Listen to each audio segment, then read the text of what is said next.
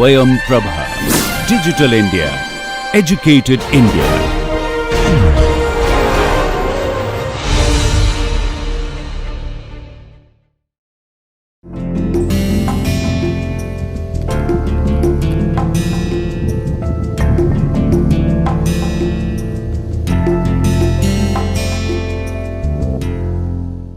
Welcome back to the course Mechanics of Solids. So, in the last lecture we were discussing about the stresses due to bending, and we have seen that you have we define a new kind of axis, that is neutral axis, and that what is the speciality of the neutral axis? That neutral axis will not experience any kind of deformation, right.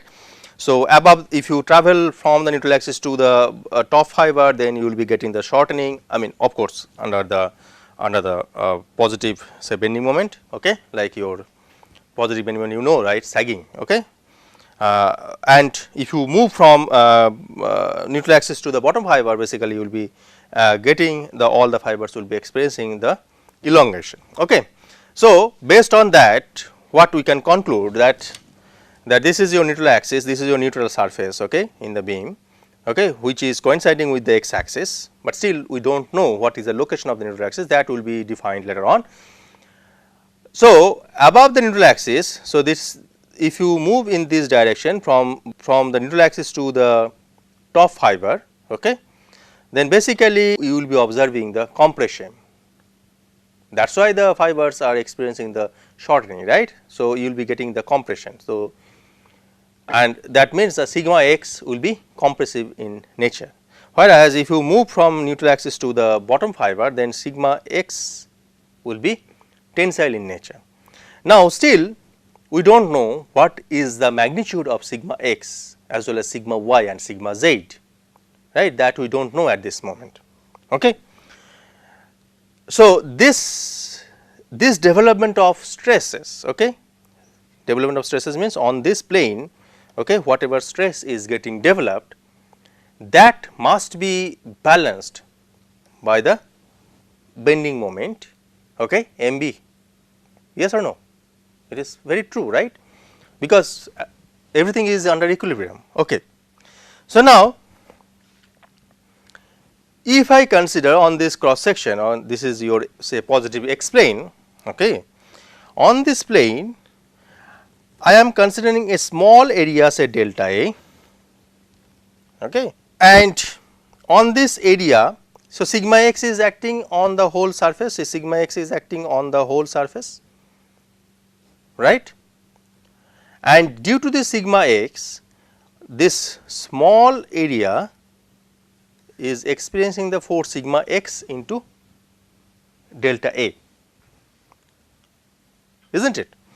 So, what I can write, your f x, because everything should be balanced, right. So, summation of f x, that means summation of all forces along x direction is how much, because there is no force, there is no actual force, externally applied force, okay, in the x direction, right. So, they must be sigma x dA must be 0, integration over the whole area, sigma x dA must be equal to 0 as per our this figure, right. I am considering a small element and I am integrating over the whole area. That is the expression for your, or that is rather your equilibrium condition along x direction, force equilibrium condition. Then similarly, you will be having summation of my, it is also 0, but how you will get 0 here? What is the, what force will try to contribute to this moment with respect to the y axis? That is nothing but integration over the whole area z into sigma x dA,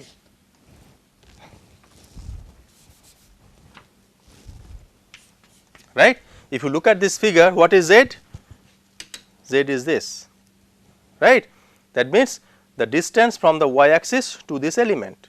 So, z into sigma x dA is nothing but the moment with respect to y axis, and then you integrate over the whole area, you will be getting the summation of my, and that is also 0, because no development of the moment happened with respect to the y axis.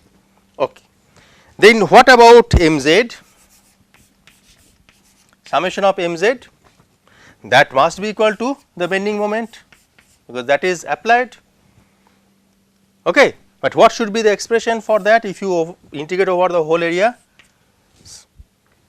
Y, and that should be minus, if you see as per our sign convention, clockwise moment is positive, clockwise moment is negative and anti-clockwise moment is positive. So, as per that this is negative.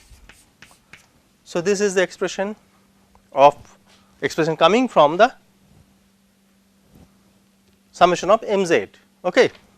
So, now if I look at, if I take any, say, now we are going to establish the stress deformation in the symmetrical elastic beam subject to pure bending. Okay, stress and deformation, what is happening actually. Now, we have seen what is the expression for deformation. Now, we are going to find out the relation between stress and deformation. Now, we are going to establish the relation. Okay. Now, if you look at this figure, this is under pure bending, this beam is under pure bending. Okay. Now, I am considering one slice, okay, some elemental slice. So, this is some elemental slice we are considering in between the beam. This is a kind of your braid. If you consider this is a braid and there is a slice of the braid, we are considering that slice, and we are considering one element in the slide which is experiencing the stresses, different stress components like sigma y in y direction, sigma z in z direction. So, this is your sigma z, this is your sigma y, and of course, tau y z it is experiencing, say for example. Now, if you consider, and thickness of the slice is say delta x, that is the thickness of the slice. So, this is the element you are considering inside the slice. Now, if you move towards the surface, so this is your surface of the slice, right. The surface is completely stress free, yes or no. So, what you are doing, you are coming from the core, okay, of the slice to the surface, and you are, that is there. So, suppose if you consider any beam, so the beam surface, outside surface will be always stress free, because why it will be stress? Because there is no externally applied force, that fiber will be always stress free, right. So, if that external fiber, that outside surface, okay, external surface of the slice is completely stress free, that means there is no normal stress, there is no shear stress, then the sigma y, sigma z and tau y z must vanish in the surface. So, if they vanish in the surface, then why it will be there? Because to satisfy the boundary conditions, you should have sigma y equal to sigma z equal to tau y z equal to 0, right. So, this we are getting from our logical argument. Okay. So, what we can write? We can write sigma y is equal to sigma z equal to tau y z must be 0, because your external surface is stress free. So, that should not be different from your core, right. So, if the core is experiencing the stresses, the external surface should also experience the, because this element we have considered at the core, I can consider the similar element at the surface, then it should be stress free. So, this is a kind of ambiguity, right. So, that ambiguity should be removed only if your sigma y, sigma z and tau y z all are 0. Okay. Now, only one non-zero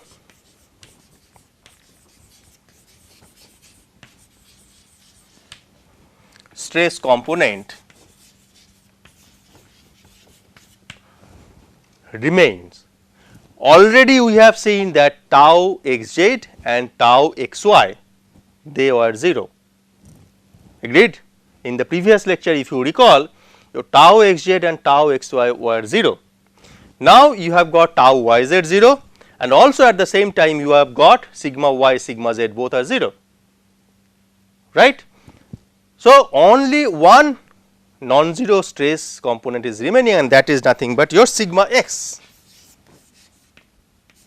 right, which can be written as E into epsilon x, as you know from the stress strain relation, okay, which is equal to E into y by rho, okay, because we know that epsilon x is nothing but minus y by rho.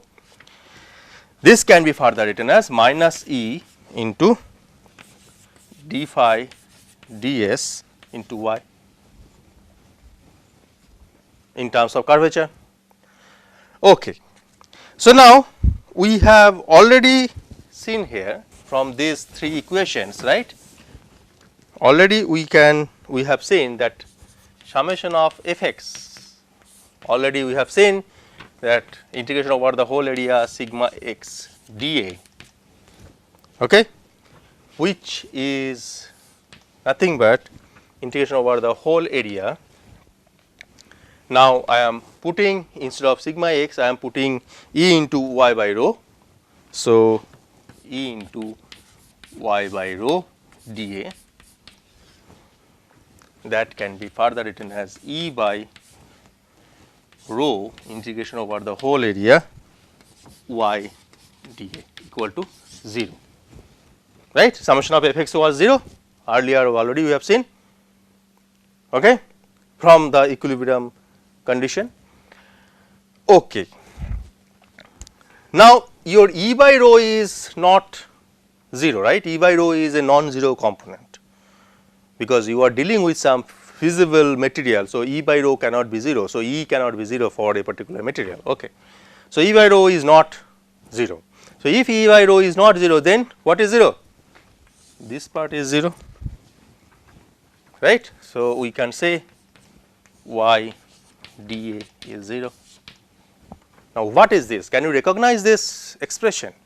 So this is nothing but the first moment of the cross sectional area about the neutral surface, okay, must be 0. So that is your first moment of the cross sectional area, okay, with respect to the neutral axis, because y is measured from the neutral axis, isn't it, because neutral axis is coinciding with the x axis. So y is measured from the neutral axis. So that is nothing but the first moment of the cross sectional area. Now if this first moment of cross sectional area is 0 with respect to the neutral axis, then what we can say? We can say, we can conclude that a neutral axis must pass through the centroid of the beam, right. That is the conclusion, because so far we did not know about the location of the neutral axis. We are just talking about that neutral axis is coinciding with the x axis, but still we did not know that where is the location. Now we have got the location by satisfying this. So neutral axis, we can write down that is very, very important. So therefore the neutral axis, okay, NA, or rather neutral surface we can write at this moment, the neutral surface must pass through the centroid of the cross sectional area.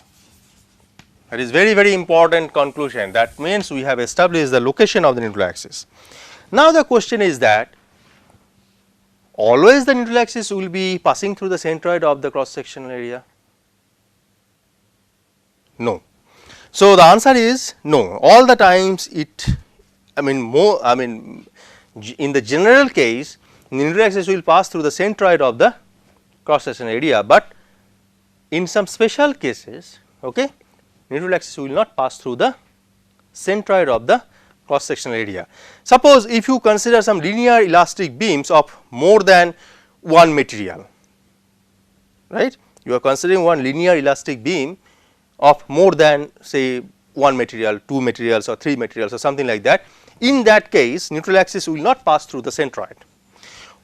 Or if you consider the beams whose material behaves in a non-linear way, okay. So we are right now we are talking about linear elastic isotropic material. If you deal with non-linear material, okay, whose stress strain behavior is non-linear, already you have seen when we talked about the stress strain relation.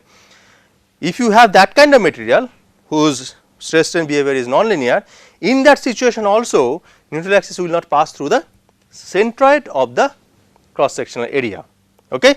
But neutral surface, then how will locate the neutral surface in those cases? The neutral surface can be located by following the same thing, that summation of Fx equal to 0.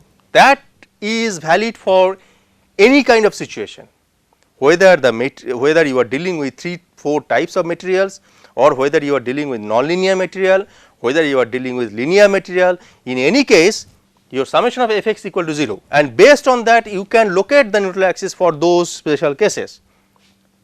But this okay, is the backbone, this is a basic equation which will be valid for all the cases, okay. So by satisfying that condition, for those special cases when you are dealing with different types of materials, more than one material or non-linear material, in those situations you can locate the neutral surface, fine, okay. Now again the second equation, that is summation of my is also 0, right, already we have seen, that is the second, that was the second equation. So that was integration over the whole area z sigma x dA,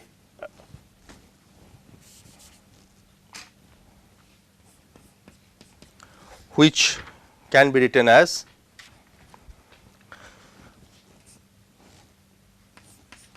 E by rho integration over the whole area A y z dA, which was equal to 0 earlier, already you have seen,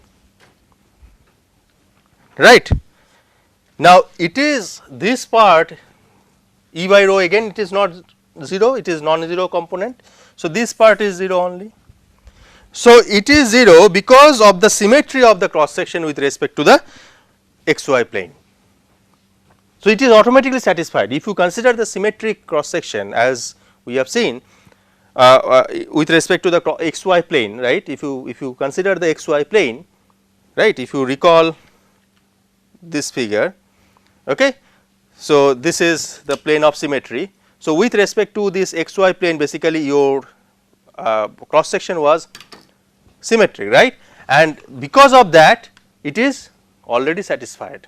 This is automatically satisfied because you are dealing with the symmetric cross section with respect to the xy plane.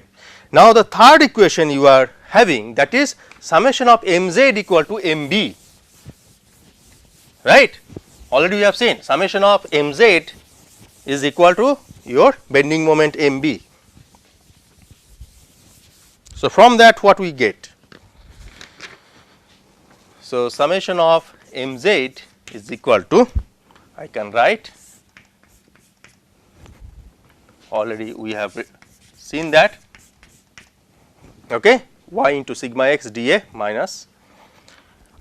So if I put instead of sigma x e by minus e by rho, then we can write y e into y by rho dA, which can be written as E by rho y square dA, which is equal to mb. Now, can you recognize this part from your physics or from your earlier knowledge about the mechanics? What is this? This is your second moment of area, that means your moment of inertia. So, this is your moment of inertia, right, moment of, and you know how to find out the moment of inertia.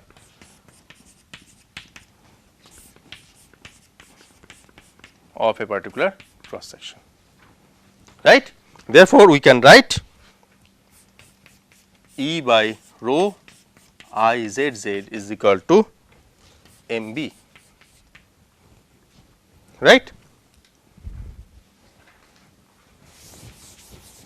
So, from this I can write 1 by rho is equal to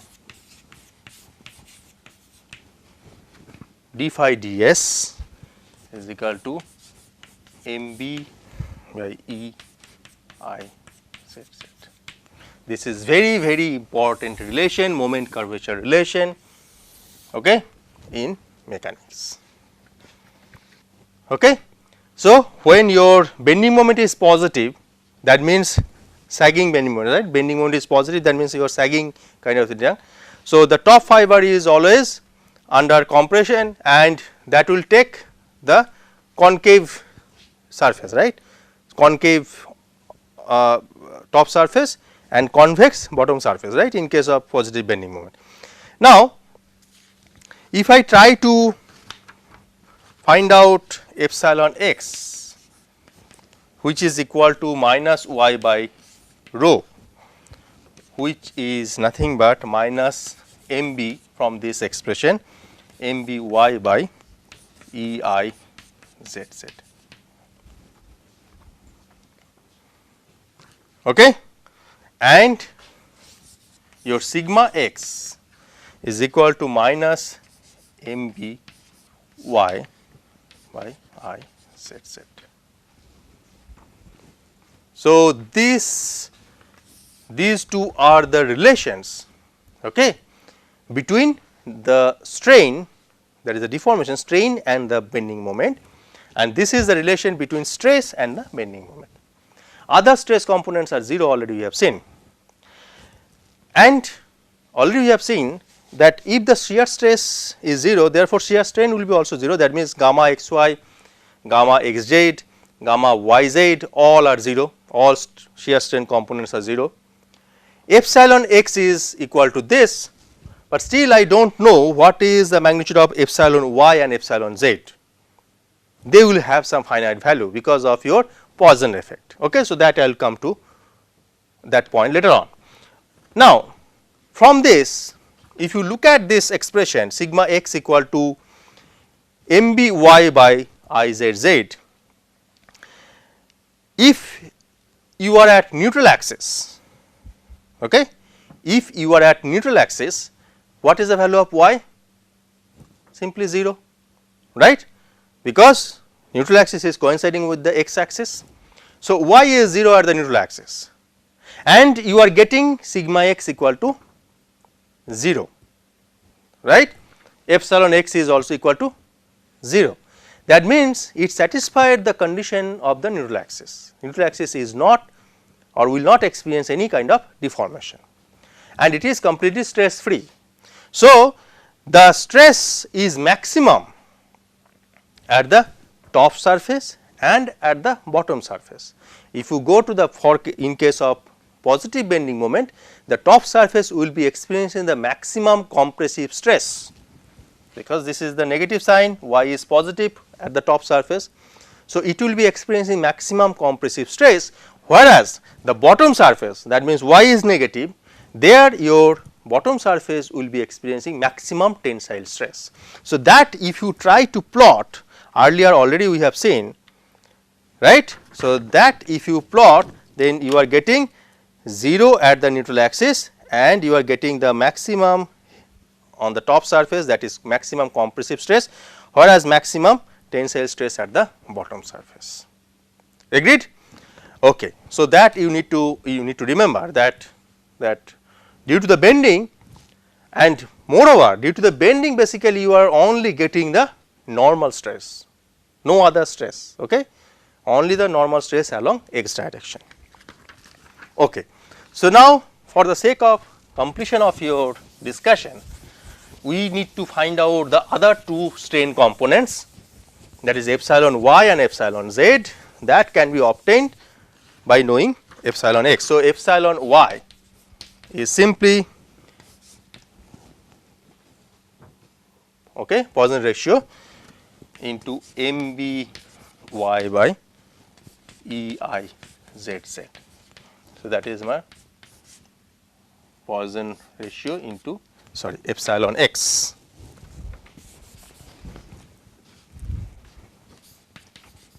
Right. Similarly, epsilon z also, your mu into epsilon x, that is nothing but same mby by EIZZ. Right. And of course, gamma yz is 0 because tau yz is 0. So, these are the strain components, that means in case of bending you will be only getting the normal strains, okay? Epsilon x, epsilon y and epsilon z, whereas you will not be getting any shear strain, and everything we are discussing based on pure bending situation, please try to understand, okay? And only stress component is sigma x, okay? Other stress components are simply 0, okay? So, I will stop here today, we will continue with the shear stress development due to bending in the next lecture. Thank you very much.